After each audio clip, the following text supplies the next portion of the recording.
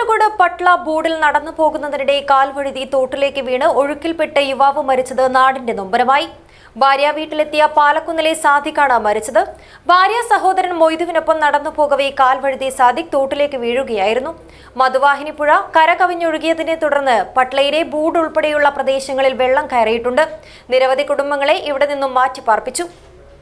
ശക്തമായ മഴ തുടരുന്ന കാസർഗോഡ് കാലവർഷക്കെടുതി രൂക്ഷം. വ്യാപകമായ നാശനഷ്ടങ്ങൾക്കു പുറമെ മനുഷ്യജീവനും അപകടത്തിലാകുന്ന സ്ഥിതിയാണ് ജില്ലയിലുള്ളത്.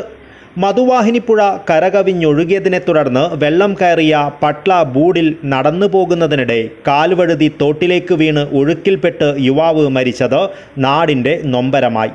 പാലക്കുന്ന് കരിപ്പോടിയിലെ അസീസിൻ്റെയും അസ്മയുടെയും മകൻ സാദിഖാണ് മരിച്ചത്. വെള്ളിയാഴ്ച രാവിലെയായിരുന്നു ദാരുണമായ സംഭവമുണ്ടായത്. ഭാര്യ സഹോദരൻ മൊയ്തുവിനോടൊപ്പം നടന്നു പോകുമ്പോൾ കാൽ തെന്നി വെള്ളം നിറഞ്ഞ തോട്ടിലേക്ക് സാദിഖ് വീഴുകയായിരുന്നു. നാട്ടുകാരും ഫയർഫോഴ്സും ചേർന്ന് കരയ്ക്കെത്തിച്ചുവെങ്കിലും ജീവൻ രക്ഷിക്കുവാനായില്ല.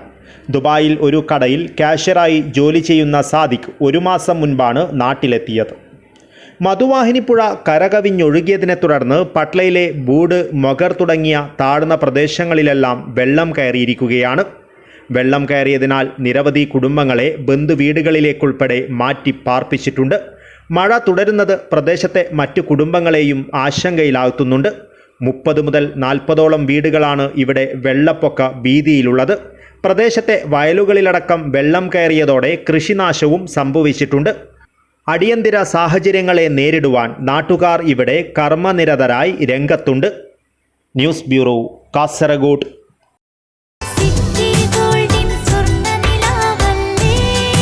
City Gold, Gold and Diamonds, Kerala and Karnataka, the glow of purity.